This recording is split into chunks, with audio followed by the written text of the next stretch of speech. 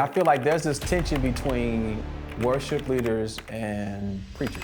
It's almost like athletes and music. There were times where throughout my journey where it's just like, I'm leading, I'm shepherding, I'm strategizing, I'm thinking, I'm doing all these things, but the only affirmation would come from like, man, goodness gracious, man, the worship.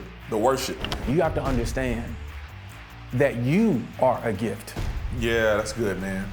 That's good. Your gift is not the gift. You already have identity before you have a job title. There has always been space for Black people, African Americans, to be entertainers. If you are an athlete, if you are a musician, if you are an actor, it's like, we know you're talented, show them you're smart. Don't back off of that. No, go for it. Because here's the thing.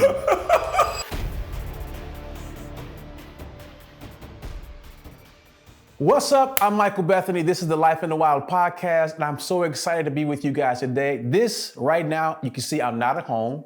I'm in another city. I'm in the home of a very, very, very good friend of mine, and it's a beautiful home, I want to say. Very, very beautiful home.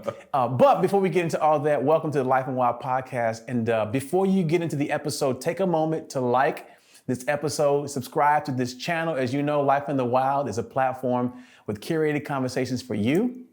I believe that there are some folks out there that, well, first of all, everyone's welcome to this table, but there are some folks looking for this table.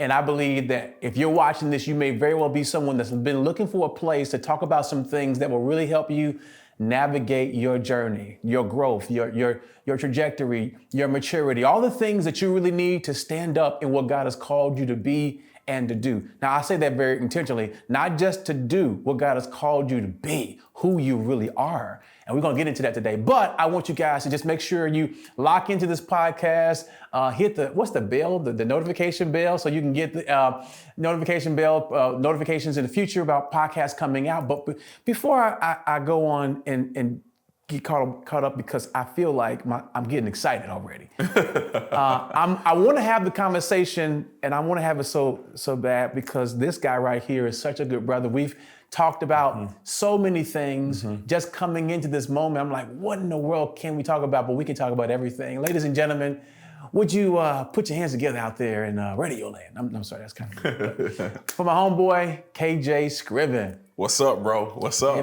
man. So listen, first of all, I'm in your house, so you're comfortable. Yes. Are these dining room chairs? No. What is this? What am I saying? These are like, yeah, they used to be. Do you normally sit on these? It's just like you're normally. I don't sit on these often. I used to back in the day. Well, I'm just saying. Well, be comfortable. Pretend like this is your comfortable chair. And you're on the podcast. And so we've been doing these podcasts for a while. Season 1 has already been like, that's happened. It's been phenomenal. We had incredible guests, and we're in season 2 right now. Yeah. Okay. But in this season, I want us to take a journey and go a little bit deeper in some things around identity. Okay. And you and I will have some great conversations, so we're gonna really get into that. But before we do, would you just tell the people who KJ Scriven is? Yeah. And what you're doing? You got some cool stuff going on right now. Yeah, man. Thank you. Well, first of all, welcome to Charlotte. Number one, welcome to the Charlotte area. You're across the border in South Carolina right now, right on across the border. I'm not in Charlotte. Yeah, you're in South Carolina now. This is still Charlotte. This is Rock Hill, South Carolina. So you're right across the border. We're in a suburb of Charlotte. So I went out of town, and I'm out of town again. You're out of town again. You're out of town I'm again. So, but yeah, for real, man. Welcome to the Charlotte area. Welcome to the Scriven home. Welcome to our home, man. And I'm glad that you're here. Most of the times we hung out, it's been in Dallas. Right. When I've come out your way, and so it's cool to have you on my side of the country. But yeah, man. I am the husband of one wife, of Kyra. I have 2 kids. Allison is my oldest, Allison Grace, and then my youngest is Xander. He's 2. This, introducing myself, like, who are you, especially, right? Who are you? What are you doing? Is actually interesting. Now I have to think about that a little bit more because I had a go-to way that I would introduce myself in the past. Like, oh, I'm a worship leader. I'm an artist. I'm a create, and I'm still those things. But today, I would probably say, outside of being a child of God, a husband, a father, I'm a lead pastor now. And that's something I'm actually getting used to. And so there's already a group of people that I'm walking with and living life with, right? But we are launching a church called Hill House Community Church in January of 2025. I don't know what time this will come out, but basically that's kind of what's happening there. And so, doing that, adjusting to that. But yeah, still a worship leader at heart, still a creative at heart. Love community, love friends. That's me, man. So you've been doing the worship nights. Yes. For 2 years? Yeah, 3. 3 years? Yeah. And so that kind of was like, because I've been watching that, the word, and it seems like Worship Unplugged, yeah. It seems like Worship Unplugged. Yeah. It seems to me that was God's way of slow walking you into a commitment to do something that 100%. 3 years ago was a strong yes. Well, no. Yeah. Was a strong no. Yep. And maybe 2 years into it, you're open to it. A year into it, you're open to it. Now you're like, how did I get this far into this commitment? But you're all the way in. Yep. Your wife's all the way in. Absolutely. You're all the way in. You guys have already done you guys are in. By the time they see this, y'all having service. Right. Yep. What would you say? Like, okay, first of all, this feels like an interview right now. No, you're good. It does. I don't want it to be an interview. This is a conversation. But I got to ask a couple of questions. Yeah, of course.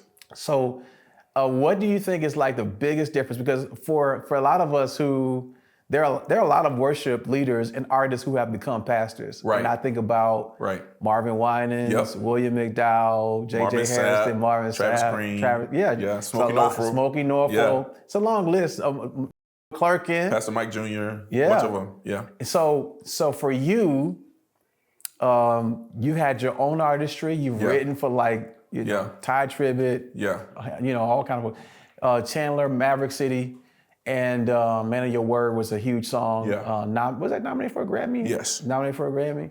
Hey guys, if you're watching this, I want you to know about my live recording March 14th and the very next day, my very first Overflow Experience Conference on the 15th. I'm going to have my friend Isaiah Templeton there from Elevation Worship, Marianne George, you've seen her with Maverick City. I'm going to have my homeboy DeWine Hill there with me. You've seen his incredible content with the choir room. I'm going to have a live recording open to the public. I want everyone to show up. It's going to be an incredible night of brand new music, and the Holy Spirit's gonna literally fill the room, no pun intended. Then day 2, I want you to register for the Overflow Experience Conference. This is a conference for creatives to help you get from where you are to where God's called you to be, to turn your potential into reality. For singers, artists, influencers, even people who do content, videography, the folks that are helping me are gonna be there to help you. So I don't want you guys to miss the opportunity of a lifetime. And then my brother, Chris Durso, is gonna pull up Friday night and stay Saturday to pour into you in a special episode of Life in the Wild, and to just speak a word of impartation that's really going to have an impact on your life. Not only that, I've got a new book, Life in the Wild. It's not just a podcast. This is my life story laid out as a roadmap for you to take your next steps in your purpose and destiny for God's best in your life. The 14th, live recording. The 15th, Overflow Experience Conference, the very first. It's going to be incredible. All you have to do is go to overflowexperience.com to register for both events. The free live recording and then registration for the Overflow Experience Conference Day 2. I'm going to be there. My friends are going to be there. You got to be there. You've had a really serious, in-depth career. Yeah. And ministry and music as a worship leader. Yeah. What's the hardest thing in transitioning from that way of seeing yourself to being the senior leader? That's a huge leap between those two responsibilities. For sure. I mean, I think, that's a loaded question. There's so much that I can go into. At least right now. Yeah, right now. Yeah, I'm going to be honest. I've been told by a lot of people that it is what it is, that if I want to be taken seriously as a pastor or a lead pastor or a senior leader, then I need to I need to kind of choke out the singer and worship leader. I need to I need to not do as much of that side so people can take me serious as a senior leader. And there's a part of me that's like, kind of fighting against that a little bit. And I'm asking myself, I'm like, but is that biblical? You know what I mean? And really, if we're being honest, it's, but there's even been a lot of points in my journey, like a big parts of my journey, man, that were where there was this tension where I was trying to decide, am I here as the worship leader right now? Am I here as an artist right now? Am I here as a teacher and preacher right now? Am I here as a pastor? And then I've gotten to the point where I realized, like, no, all of those are who God made me to be. And so oftentimes when I'm leading worship, I end up sharing biblical revelation. Whenever I'm teaching and preaching, I always end up singing. You know what I mean? When I'm, and so my point is like, I've kind of lived my life compartmentalized at times. And I'm realizing certain stuff is just like, and I think there could be good wisdom in that, right? I think people are well-intentioned when they say things like that. But there's part of me that's just like, I think that's why even some pastors, and like I said, I'm a rookie at it, right? Yeah. But I think that's why even some pastors have a lot of internal issues once they start pastoring, because they feel like they have to compartmentalize their life and shut down complete pieces of like who they naturally are, right? In order to give off a certain persona. And so one of the things that I'm really intent on is making sure that I can show up as authentically as possible, whatever that means. That's something that I'm trying to work on. Don't you think, like, something that I feel like, so I'm a PK. Yeah. And so I've just been in church, like, a lot. Yeah. And I feel like there's this tension between worship leaders and preachers. For sure. And it's almost like athletes in music. You know what I mean? Like, very true. Hip hop artists want to be athletes want to be hip hop artists. And in the church, you kind of have this too, like a lot of people who sing want to preach. Mm-hmm. And a lot of people who preach wish they could sing. And that might be, I'm saying that kind of loosely, but it's a little bit of a weird thing, because what ends up happening, I feel like, to me, is there are these lines drawn. Yes. And it can be, I don't necessarily think it's intentional, but it's kind of like the preacher or the pastor is this interesting role in my history and context of church, where everything sort of kind of revolves culturally around that leadership, which is rightfully so. For sure. There's a level of leadership and responsibility that everything is really hinged on to some degree. For sure. In that community. But then you got this talent, this person. If you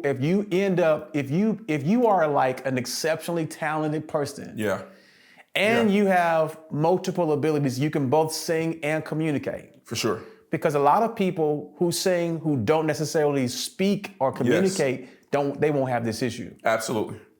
But I think I'm speaking it because this has been my journey. We going there, bro. So because I can sing and talk. Yep. And when I speak, people want to hear what I'm saying. Sure. It can create a little bit of tension around that. Sure. But it also can be an interesting thing, because while being a worship leader, you can sometimes feel like people don't take you seriously enough. And you can feel you feel like you may be like, because, like, for instance, we're needed, but are we honored? Well, yes, but it's like you want to speak. Absolutely. I got something to say. Yeah. But you're like, oh man, it's like, man, when you're sitting down talking to somebody who you respect as a speaker, they only refer to you based on your worship leading. And it's hard to get past. You really want to do this. You really want to do this. You really want to do this. Because you're hitting that tension right now. Like, it's like, and I don't know, no one said it like blatantly to me, but it's insinuated in some ways, where it's like, we've just defined you by that. And it's not typical that creative, artistic singers or whatever really have something profound and revelatory to say. So I don't necessarily expect it of you. So when I start talking to you, any question I ask you is only going to be about music. Absolutely. Or singing. Absolutely. Or artistry. And everything else, I'm not really interested in what you think about that. Absolutely. That's me being candid in the what that sometimes can feel like. Yeah. While on the other side, when somebody really sees you for beyond that, Yep. it's incredibly affirming. Yes. Does that sit anywhere in this transition right now that you're in, actually step into the role and having you got both of these realities, and you've got not only the reality within you, but the cultural way the dynamic you've had to wrestle through for the last several years. Yeah. Many, many, many, many years. And for that reason, for many years, at a certain point, I begin to actually dislike. I won't even say this. This is strong language. But at a certain point, there was a really tension where I didn't even really appreciate worship leading anymore, because this goes back to my family in generations.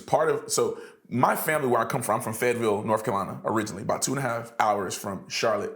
Military town. None of my family is actually military, but everybody in my family is pastors everywhere and educators everywhere. Education is really important in my family, right? So a big part of my family is education and the concept of, because what has happened, throughout the course of time, especially in America, is that there has always been space for Black people, African Americans, to be entertainers.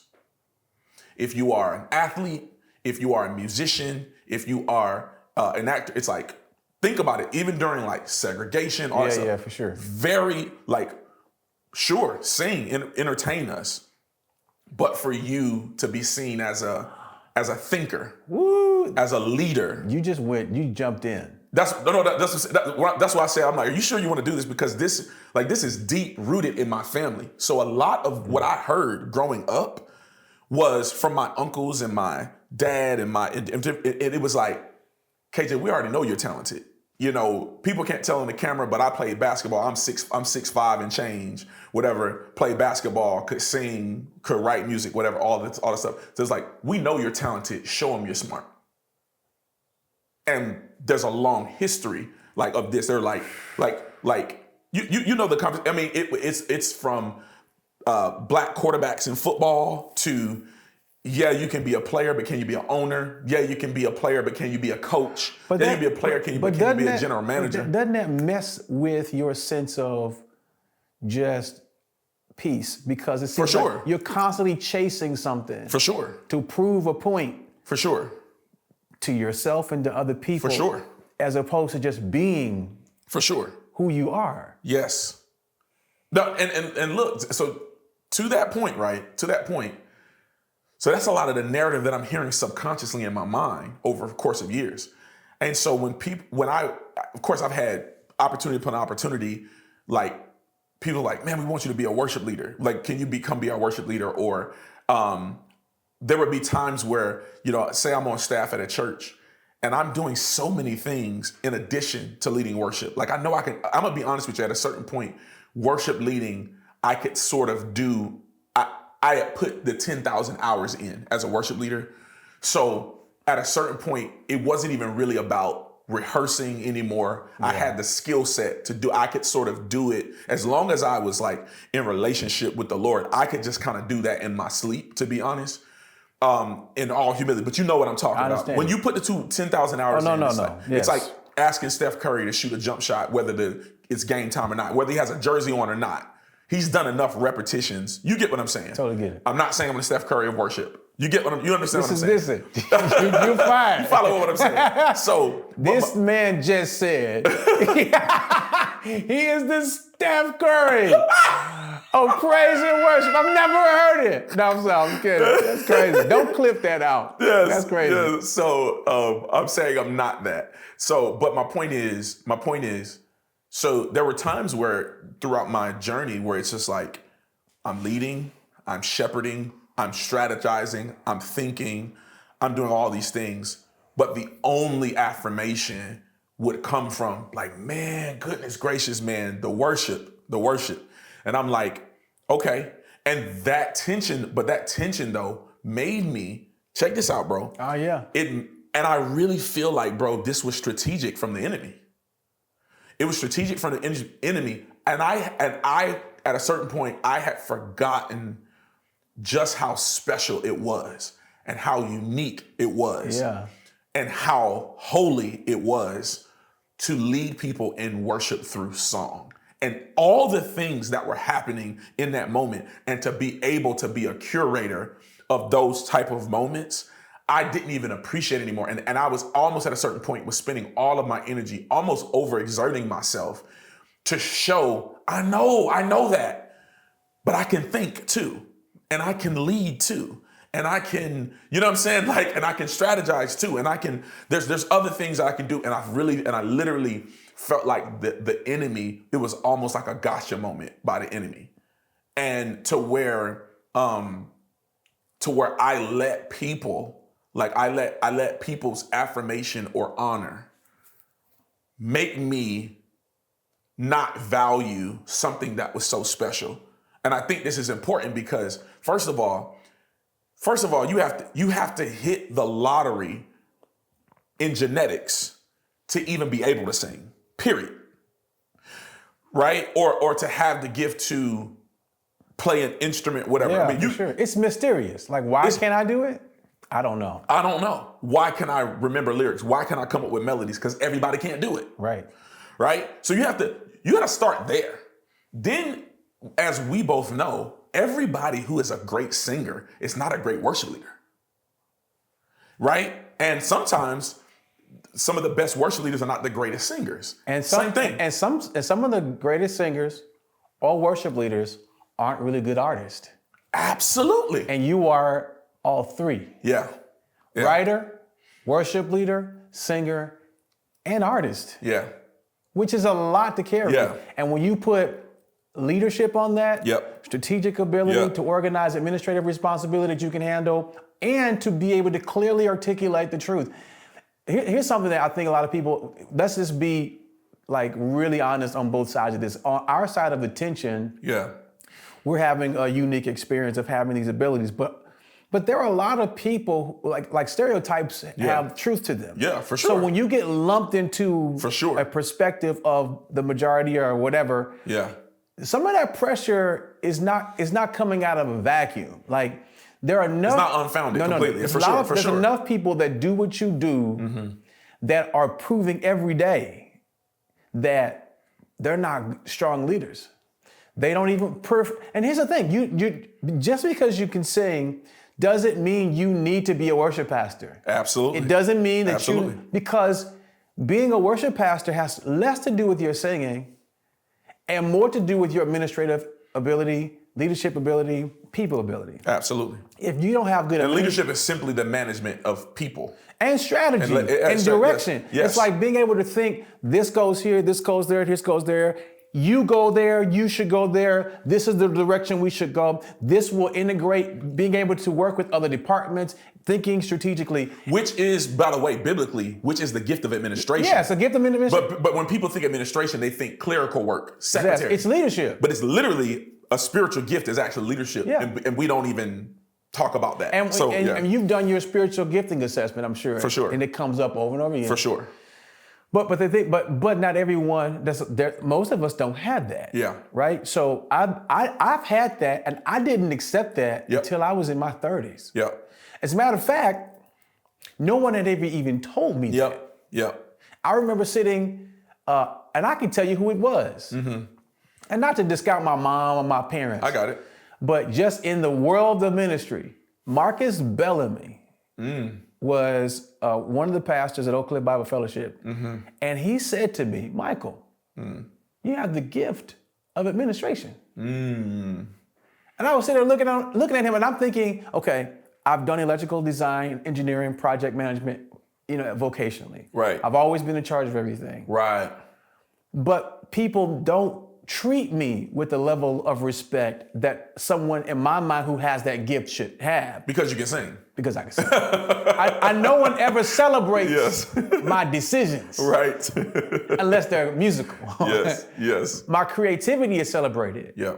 But everything else is just a part of the picture. Yeah. To hear someone sit across from me and tell me and celebrate and affirm, not the music. Yeah. Do you see how you're moving? Yeah. And I'm like, yep. And eventually I was able to embrace that. And the sooner I could embrace it and just begin to accept that for myself, I was able to really own it. Yeah. But just because I'm owning it doesn't mean that everyone's celebrating it. For sure. And so there's definitely this tension involved in that. But my point in all that is, there's a lot of us who don't do that. Yeah. And you kind of get lumped into that. For sure.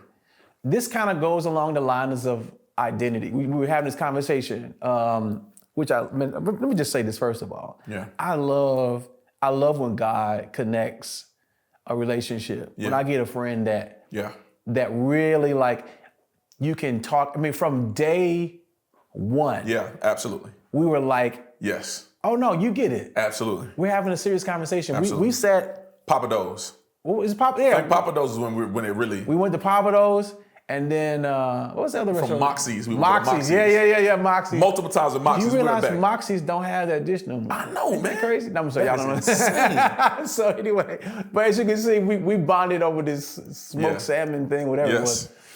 But from that point, I just realized, man, how special you were, but not just to everyone, but to me. Yeah, just likewise. as a friend. Yeah. So we've had so many conversations, but this one, we need to make sure that we have this for the people watching. For sure. Not everyone can relate to some of what we've just talked about, because not everyone is going to be a pastor. For sure. In all those ways. But everyone has to struggle with what is in the core of what you're talking about is identity and understanding who you are. But here's the angle we were talking about the other day, and you feel free to kick this back at me. We're going to go back and forth, and we're just going to chop it up. You're good. But a lot of us are disillusioned, disappointed, hurt, offended, upset, broken even. Yeah. Probably quit. Yeah. Watching this podcast because you love KJ's music and maybe you love his ministry and you want to hear what he's got to say, but you're not even serving anymore because you feel like people have let you down, the church has let you down, and things have happened and all this. There's an aspect that I think we will never be free from if we don't grasp this. Yeah. Like, we can always blame other people for what they may or may not have done. Yeah. Here's what I found, KJ. In many instances, it's not as bad as you're saying it is. For sure. And also, you're not as innocent as you're saying you are. Absolutely.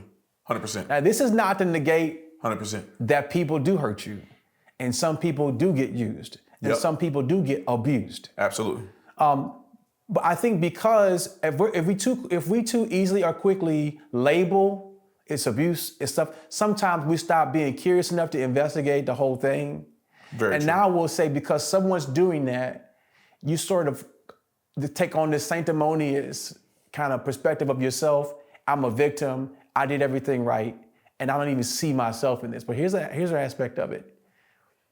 Whenever you're expecting somebody you look up to to give you something that they can't give you. Absolutely. You're setting yourself up for major devastation. And here's the sticking point. When you lay your identity at their feet. Like, you come to them unrequested most of the time, unsolicited. Here's my identity. Whatever you say I am, I will be. That happens. Absolutely. In the artistry world. Absolutely. It happens in the church space. Absolutely. Because I admire you so much. Absolutely. I won't even be myself. I will be whatever version of me you need me to be so that I can be as successful as I'd like to be. And that's kind of a twisted way of seeing it. Absolutely. But so identity, let's just get into that. Yes. I'm passing the ball to you. For sure. So I think the one of the most difficult things for us to do is to detach what we do from who we are. I have this, theory called I call the third question that I'm definitely going to do something with. Trademark that. Y'all heard that here. But when we meet someone, typically we get asked three questions. We all know what the three questions are. Yeah. It's what's your name, where are you from, and then you can tell me what the third one is. What do you do? What do you do? And so all of us know that that's coming. And we know that based on how we answer the third question will possibly determine the way that we are treated by that person or by the community from that point on. And so, which is why for years, people have embellished the third question, or they'll say, I'm a consultant. And it's, it'd be like, you remember this from Martin, Tommy, you ain't got no job, right? Yeah. And so we'll embellish, or we'll say, there are a lot of consultants out there. A lot of consultants, right? We'll say, I'm a potato engineer. It's like, bro, if you drop fries at Burger King, that's cool, bro. I'm still stuck at consultant. Yeah. I really am, because it really means nothing. Absolutely. I'm a consultant. Who you consulting? What? And around what? You're 22. You're a consultant? You got clients. I was talking to my client the other day. Like, what client? What?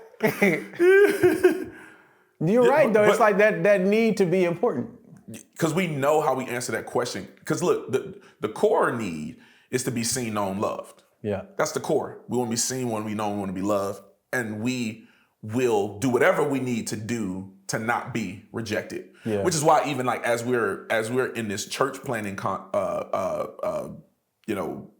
process, if you will, what I already understand is that there are lots of people who may have been rejected in other scenarios. Yeah. So one of the things I have to use wisdom and discernment around is like that there are people that want to come here and want to be a part of our church because they right away, like they rejected me as a deacon there. So they want to come and be a deacon here, or they rejected my ideas there. So I want to, and so like you said, even being a pastor or any sort of leader or having any sort of even a perception of power, then people will come and like you said, lay their identity like to you and say, tell me who I am. Or like, bro, I literally had multiple people specifically say like, basically like, I'm here for your usage. All of my gifts and my talents are here for your usage. And I'm like, no, I reject that, right? And it's so funny because we keep repeating some of the same cycles again, which is like insanity, doing the same thing, expecting a different result. But so I'm learning, because what happens too is that people who have the gift of serving are naturally attracted to visionaries. Sure. And I think that's okay, right? So there's but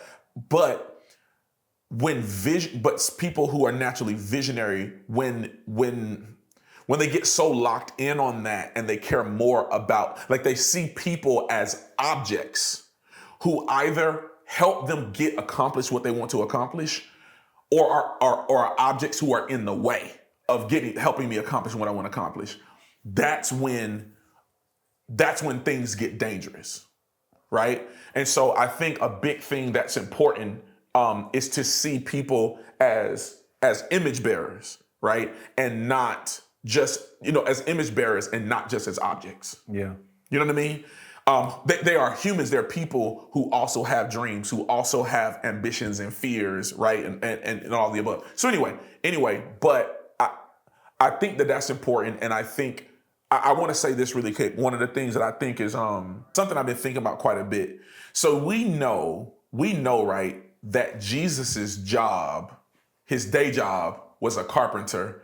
Most of us primarily know that through the Fred Hammond song, right? A holy king, a carpenter, you are the living word. We know it mostly through that, but most of us don't know like the scripture that tells us that. And so, it actually, that is kind of revealed in Mark chapter 6, when it says that Jesus is in his hometown and he's in the temple and he's blowing people away with his wisdom and he's healing people. But it said that the people in his hometown said that they were offended at him. They were offended, although he's blowing them away with wisdom and he's literally healing people. They were offended because they said, wait, didn't we grow up with him? Yeah. Isn't his mom Mary? And don't we know, we grew up with him and his siblings. And it's like, and it says, wait, ain't he a carpenter? So my point is, even dating to Jesus's time, people would make judgments of you based on your vocation. Yeah. So right now, what is happening in a very me incorporated culture, especially in America, like people, we have attached what we do to who we are and the value, because that's what's happening around us. So my point is, Jesus by far, whether you are a Christian or not, Jesus by a long shot is the most influential human that ever lived, by far. Like, it's not close. And what he did as a day job was carpentry. He worked with his hands. Paul, for instance, we see in the book of Acts, and the concept that it's talking about is that he was going to plant a church in Corinth. And it said he went and lived with Aquila and Priscilla. And it says because they were of the same vocation of him, tent makers. Now, these aren't like teepees. These are like tents that are the size of buildings, like big. So in essence, Paul, as a day job, worked in construction. And yet he writes 1/3 of the New Testament. And again, one of the most influential humans in history. So my point is, I think there's so much that we can take from that, where it's like what if you understood? What if we understood that first of all, our intrinsic value came from being image bearers of God? You just took the words right out of my mouth, because when you said the 3 questions, what do you do? Yes. That was like 5-6 minutes ago. Yes. My question was, there's a 4th question that we need to ask that we don't, is what are you worth? And I think because people don't understand their value, then they put too much weight on what they do. Because even if you become whatever their role is that you think creates value, if you don't understand where true value comes from, who establishes it, you'll never even excel to the highest level of what you were created to actually do. It's understanding that I got this guy, Mitchell Lee, said something to me that was so important, especially because I frequent a lot of spaces as the only or few people of color, Black person in these spaces. I'm leading worship and doing ministry. Right. And he was helping me understand that when I was younger, I struggled with something that I didn't realize I was struggling with. Because I was a minority in these spaces, I thought that it was my singing that got me there. So I would innately end up performing, not trying to. But it's like I have to speak well. Like all these cultural stereotypes and things are playing in the back of my mind, and I'm trying to overcome them so I can be accepted. And this is what he told me that just was so powerful. He says, you have to understand that you are a gift. Yeah, that's good, man. That's good. Your gift is not the gift. You are. Like God made you. Yeah. And until you can see the intrinsic value that you have outside of understand this, why is a baby so valuable? Yeah. And a baby can't do anything. The whole world stops for a baby to nurture it, to care for it, and the baby has no wisdom. The baby is selfish. Absolutely. The baby is more inclined to do wrong than to even consider doing something right. Absolutely. Can't help you do a single thing. Absolutely. And it's years. Now, my son is 18. Yes. I'm just kidding. He just started. No, no, I'm just kidding. But I'm saying, you have to raise this child, and if the value of the child is connected to what they can give you, then you won't invest in the child. But parents understand the value in their children before their children ever do a single thing. When I tell my son, I love you, that is the thing. You're valuable because God made you. Absolutely. And God loves you. Yes. That's it. That sense. And then everything he gave you on purpose. Every talent, all your abilities, whatever category they fall in, he gave you all those things on purpose, and he gave them to you out of love. Yeah. He didn't give them to you to establish an identity. Yes. You already have identity before you have a job title. Absolutely. This is Adam created before he's given an instruction. Absolutely. He is the imago Dei, image of God, before he has anything to do. Because the reality is, you said, I'm a son, I'm a child of God. That establishes my value. But if I don't... The first thing we notice about, the first thing that God reveals about himself through the scripture is that he created. That's it. In the beginning, God created. That establishes value. So what this it breaks my heart to watch. Let's just dial into the creative culture we're talking to. Goodness gracious, man. Whether you're artist, whether you're a musician, whether you're a worship leader, whether you're an influencer, even that bucket, it's a new bucket of influencers who are doing different things, whether it be cooking or creating content, all these different things, and amassing influence online. That's actually a real tangible ability that can be used for the glory of God. And God's given you something that other people don't want to do, can't figure it out. And somehow you're able to come up with the right ingredients to actually reach people. So I got to include you because you have a God-given ability to impact culture. Absolutely. And so in this space, man, this is a space where we can get lost. Yeah. You get lost because when you find the one thing that you do well, better than most, you marry your identity to that. So true. That's so true. And it's the one thing people have noticed you for and celebrated you for. And that feeling of being noticed and celebrated without having a sense of intrinsic God-given value is like drugs. It is. It is. And that's deep, bro. And within that, we've seen people spiral out of control once they lose that, right? Because it's like there's a fight for the rest of your life. How do I stay there?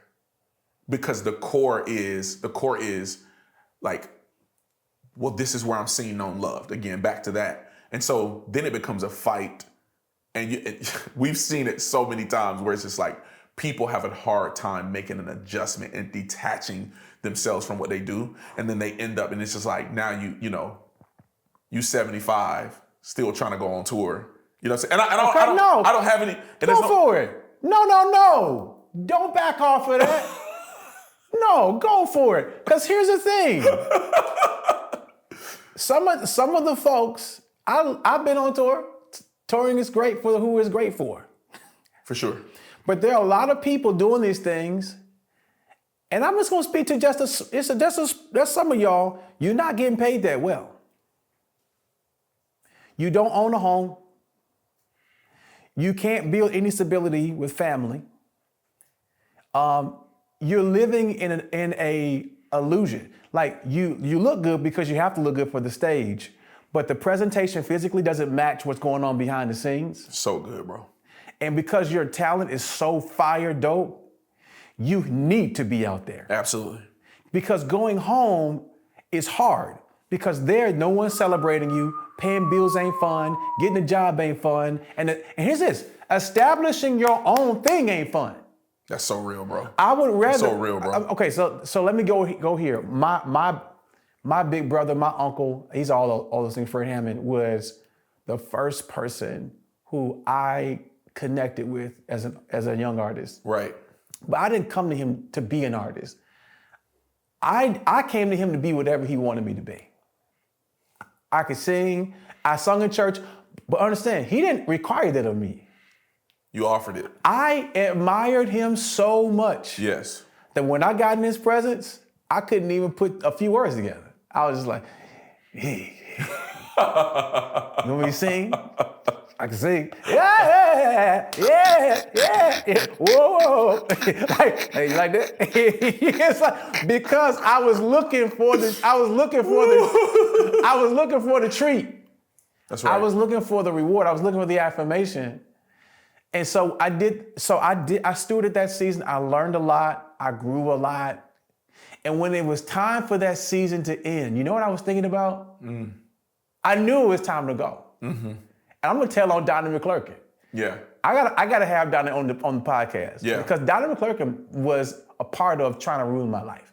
Donnie McClurkin, No, this is I got very a Donnie true. story too. Donnie almost tried to ruin everything for me because we were in the middle of doing we were gonna start on my album, and Donnie were backstage. Donnie's like, this is not what God wants you to do. Dog, he got me too. I was like, go ahead, keep going. You got a word in you. God's got a word in you. I was like, no, Donnie, I escaped that. I'm not on the road.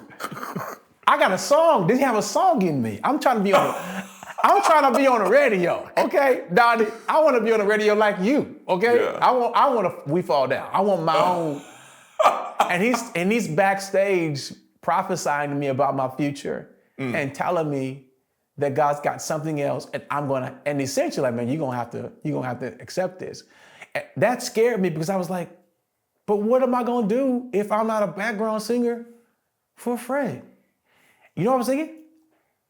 The celebration of the gospel, how am I gonna get in? I was thinking, how am I gonna get into the Stella Awards? When I go to these places, I'm gonna have to buy a ticket and sit in the audience with everybody else. Because I had got so used to, get this, I got so used to eating from the table Absolutely. that he worked to build. Absolutely. That I couldn't imagine building my own. And it was easier for me That's real. to serve him and avoid doing the work. So real, bro. He was really an example to me of what I need to do. Or what you were capable of. What I was capable of, which is why God put me there, which is why he believed in my ability and let me stay. But I was looking at this like, but this is a ride though. I would rather sit in the back seat of your vehicle than go get a job to buy my own. That's so real. And it took me years to not see myself as a background vocalist for Fred.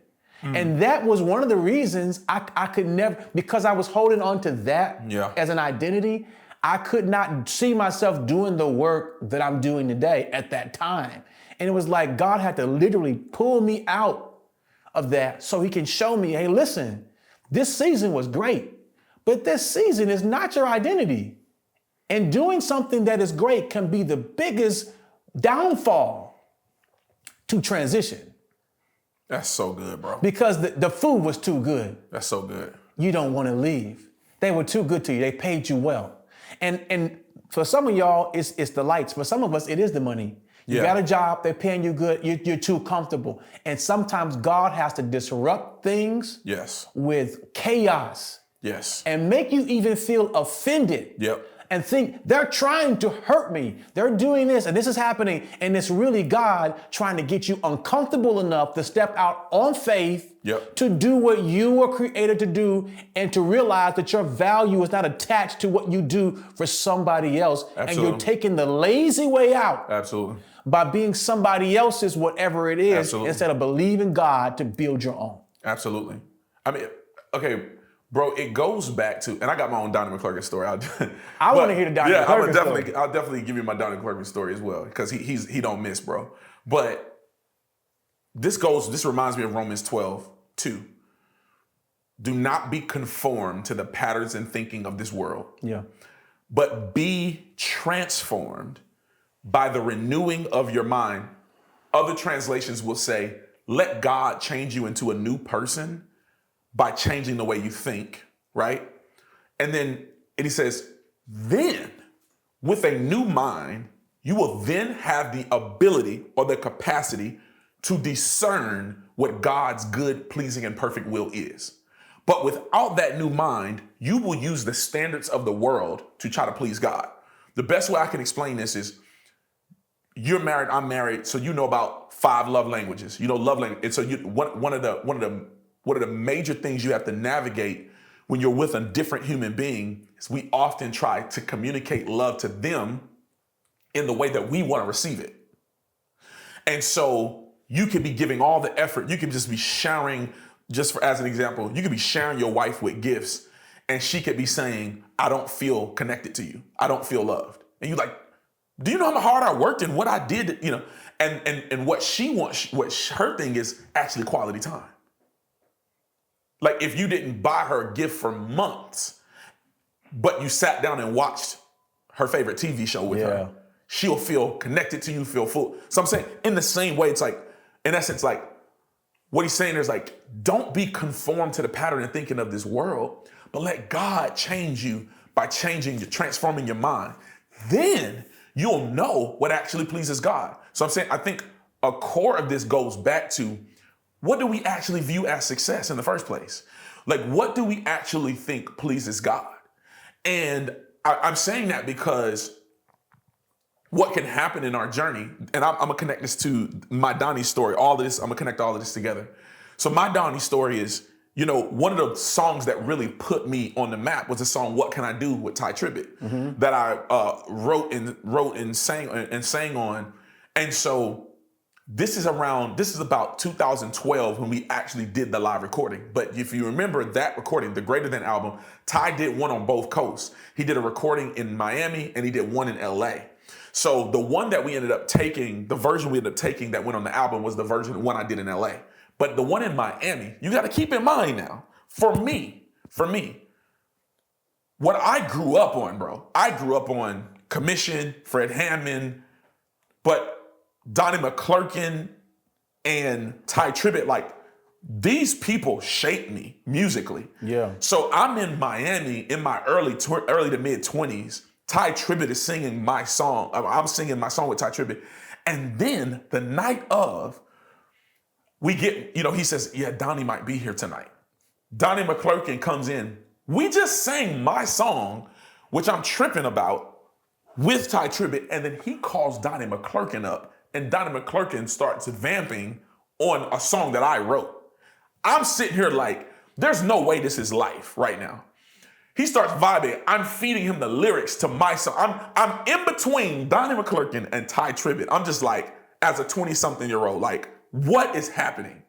So fast forward, we're all, after the recording is over, a bunch of us end up in the lobby at the hotel. Now, keep in mind,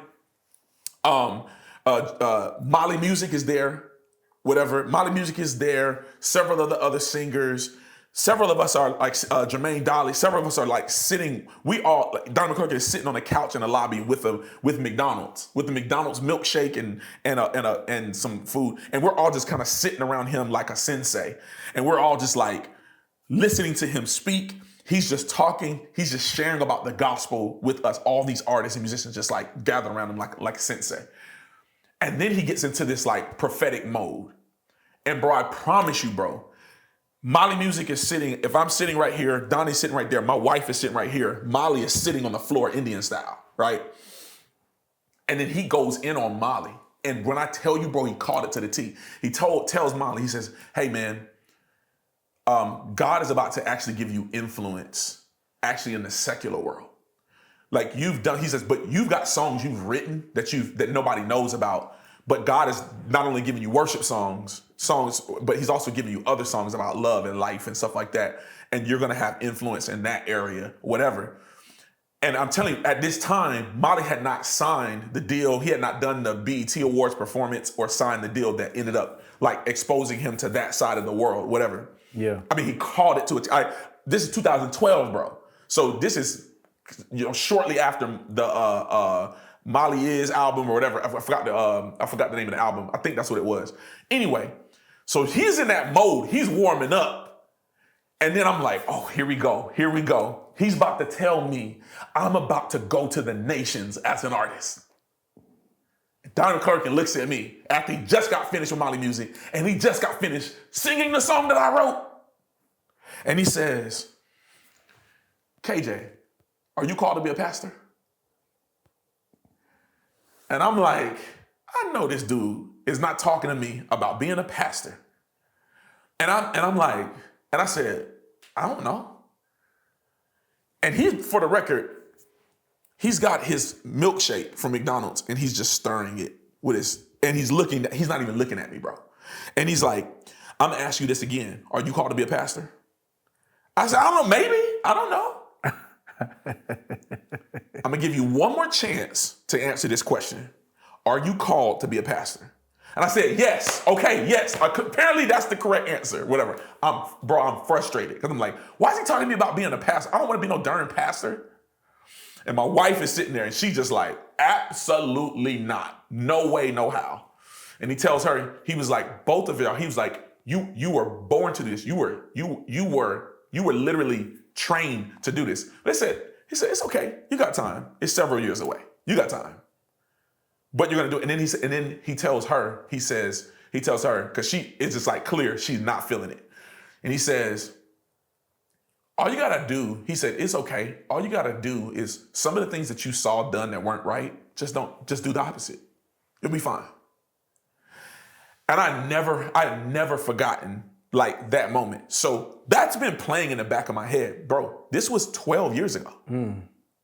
And my wife and I have just said yes now. But my point is, for all of us, to the same point, if we get so attached to one version of who we're called to be, right? Then like God is like, I don't know if you've ever seen, there's like a little meme, it's a cartoon, and it's like a little girl, and she has a teddy bear, and Jesus is asking her, can you hand me the teddy bear? And she can't see, but behind his back, he's got a teddy bear that's like 4 times the size of the one. And she's like, but I love it. He's like, trust me, give it to me. Like I'm actually gonna have something better. In fact, I was texting with my my dude Ruslan a couple of days ago, and I was telling him, he was asking me like how things going with the church, and I was telling him that I was actually inspired by his journey because he was a rapper and he had a label and all of that stuff, and I'm like, bro, it's kind of crazy to watch your journey now because you probably have 10 times the reach and influence as a YouTuber that you did as a rapper. And if you didn't like let that go to step into this, can you imagine the impact you're having now? And so in the same way, now, that said, I can't hold on to like my obedience to doing what God calling me to do is not based on the potential of having more influence and impact. That's a byproduct. But that's not the point of the obedience. The point of the obedience is like, do I trust him? Okay, KJ. I'll stop there for now. You just gotta stop. And what does he see as success? Wait a minute. I said, okay. KJ, I'm serious. Like, KJ.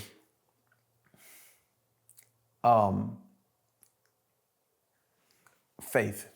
Mm-hmm. It took a lot of faith to to do what you did. Mm-hmm. Music, artistry, obstacles, opposition, you had to fight. Mm-hmm. You got your 10,000 hours in. I can do it in my sleep. Got easy. And now you get to harvest. Unfortunately, if you're not careful, you will stop using the same faith that got you here. That was intended to get you there. And you gotta become a rookie again. No, yeah. Like David became a good shepherd. He became a great shepherd. And then after being a shepherd, he had to become a really good armor bearer. So then he had to stop shepherding. You know, there was a season that David was bivocational. Later, he was going to serve That's true. Saul and then go home and serve his father. That was a season he had to do both. You ever had those seasons you look back like, how did I even get through that? That was crazy. But that was the season you were supposed to be in. And then he transitioned from being an armor bearer to being a warrior. So when he started doing that, he became famous for that. He had already succeeded in 2 other things. Now he's doing a new thing. He killed Goliath, but now what he's doing now, that pales in comparison. Then he goes from being a warrior to being a king. And you become a king, well, does he ever play music again? I can't say he doesn't. But there is no story emphasizing music when he's a king. And the only, that's not, I mean. We got the songs he wrote maybe in that time. No. But that's not emphasized. I agree. Listen. I agree. When he was called to play music. That was the emphasis. Called to play the music. Yeah. We needed someone to play music. Somebody says, I know a guy. That's so good, He's bro. really good. That's so true, bro. So when you become a king, we know you're a dope musician. And I'm sure you're playing music, writing songs. But there's something even more weightier. And you got to start to see there is more where that came from. There is more wisdom in you. There's more talent. You don't even understand. I was in my 30s before I ever accepted I had an administrative spiritual gifting. Which defines my adulthood and being a worship pastor, elder, executive, and overseeing multiple campuses. That had nothing to do with music. Absolutely. And I had to embrace, but I had to also see, wow, there's a victory ahead of you. I had to see that when I was singing with, I looked at singing with Fred as a victory. Singing with all these different people, Kirk and also, as a victory. I won. I got out of St. Louis. And I'm out here with the people I admired and grew up watching. That was a win. It wasn't when it was school. School ain't your goal. It's the process of development. Absolutely. So what did David do after becoming king? Die. There's a destination in life in a role of authority that God's trying to get you to. And if your identity is rooted in the last thing you did, you will not transition well. And for the sake of this conversation, that's so good, bro. For the sake of this conversation, let's just talk to the people out there. I'm gonna talk to them, and you absolutely, talk, okay? Absolutely. Maybe it's not their fault. Maybe your pastor is not that bad. Yeah. Not perfect. Don't see everything, don't get everything right. But maybe the frustration inside of you, perhaps, is not even about them. Maybe it's about the way you see yourself. And maybe they don't celebrate you enough because you're expecting too much. And because you're expected to be fully rewarded in this position, you have not seen the beauty and the reward that's to come for something you haven't even learned to do yet. Maybe you'll understand that the reason you like to cook is because there's a business in you. Maybe you love playing the bass, but there's not a $1 million business in it. But that business idea is the thing that's going to actually earn you the money. Yes. That's going to actually provide for your family. And you want the church to give you a raise. And they can't. Or they won't. In either case, God is your provider. And he's already placed in you the seed for a harvest. You won't sow it because you want them to give you a loan. But your harvest is going to come from you sowing a seed in faith, being a good steward, having a sense of worth and self-value not attached to what you do, walking in the current season and assignment that God has on your life, and doing the difficult work of growing up and letting go. You will find yourself sitting in a position, looking around, asking, how did I get here? I never saw this coming. The good things you've had in the past, you have to start believing God's got more. And I don't mean this stab it, grab it, name it, claim it, do it for me, it's all about me thing. But just because I'm not ascribing to that type of prosperity concept, it doesn't mean that God don't have nothing for you. Absolutely. It doesn't mean he hasn't put anything. Listen, he's put some things in you, and I gotta just go all the way there, KJ. Let's go. The disruption in your life right now. There it is. It's because you are delaying what God has called you to step into. So good, bro. So he will allow people to play the role of the adversary. To move you out of your place of comfort, to move you out of the place of lethargy, to move you out of insecurity. You know what happens? When you get threatened, you're too afraid to be insecure. You gotta fight. You gotta do something. You can't just be dormant. You got to get up. And maybe this thing is stirring you up because God's trying to get your attention. Next. I mean, if we were at church, I would look at somebody and say, next, because you got to move on from where you are. Not because next is a better you. You're already valuable, but you're so valuable, you can't afford to stay here. You got to move on. God's got more. I'm a Pastor Mike. I just want to speak to the camera, talk to the people. This is mentorship 101. That's good, bro. Two thoughts. First is, first thing that comes to my mind is, when God gives, like God can give you instruction. You can have instruction. This is the problem. You can have instruction from the Lord. You follow the instruction, and then there is fruit from the instruction. You can do the same instruction from the Lord the next day, and what was obedience today can be disobedience tomorrow.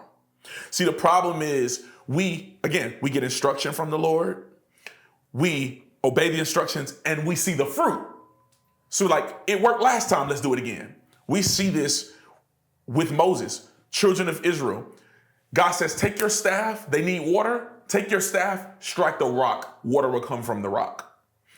A little bit of time's passed, we're now in the book of Numbers, and he says, okay, they need water again. This time, just speak to the rock. Don't strike it again. I don't need you to do that again. Just speak to the rock. Moses, out of his frustration, in essence, he's being led by his flesh. He takes his staff and he strikes the rock again. And that that act again, but you told me to strike it last time and it worked.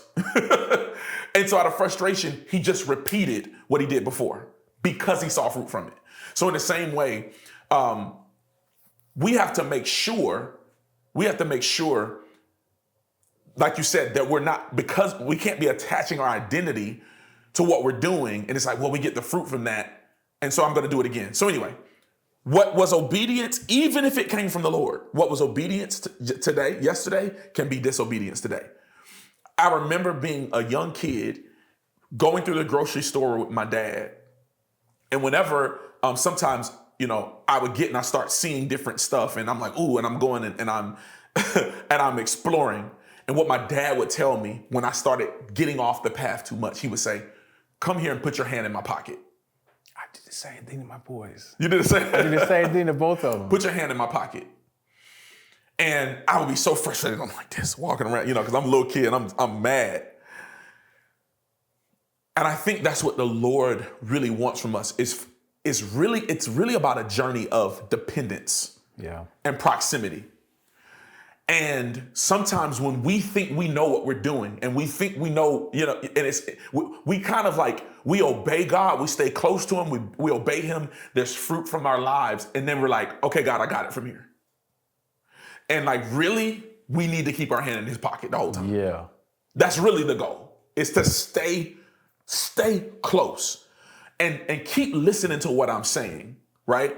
Last thought, and I'm done.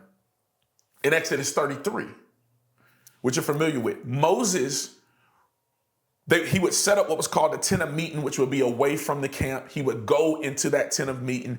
And the scripture says that he would commune with the Lord face to face. Now we know that is not literal, because soon after he asked to see God's face and God says, no man can see my face and live. So that is a Hebrew idiom for describing the intimacy between a husband and a wife. Meaning that God spoke directly to Moses in an intimate way with no need for mediator. And so because Moses had that type of relationship with the Lord, when it was time, he tells Moses, hey, the promised land that I promised to Abraham over 400 years ago, it's finally time. You get to walk into that. So go, but the only caveat is I'm not sending my spirit with you because your people are too stiff-necked. So I'm not sending my presence with you, my manifest presence with you. And Moses is like, nah, fam. Father, listen. If you don't go with me to the promised land, don't send me at all. Then God says, he eventually relents and says, okay, I'll let you go. Okay, I'll go with you. Then but if you notice in the scripture, He says, I'll go with you, but the emphasis is actually saying, I'll send my presence with you. Yeah. But I'm not rocking with them. Not with them. Then Moses says, he comes back, no, I want you to go with all of us. Right? And then he says, how will anybody know that we're your chosen people if you don't go with us? There's nothing special about us unless your presence is with us. All I want to say into this point is, what is your promised land? What have you, like, even if God promised it, I promise you, the place that you're trying to get to right now, whether you've made a person your promised land, maybe you've made a destination a promised land, whether you've made an education or a number in your bank account a promised land, like whatever you've made a promised land, I promise you, when you get there, if your hand isn't in his pocket, it's not going to hold the same value. And that's what Moses understood. The promised land ain't the promised land without your presence. That's right. It's just enough. It's just dirt.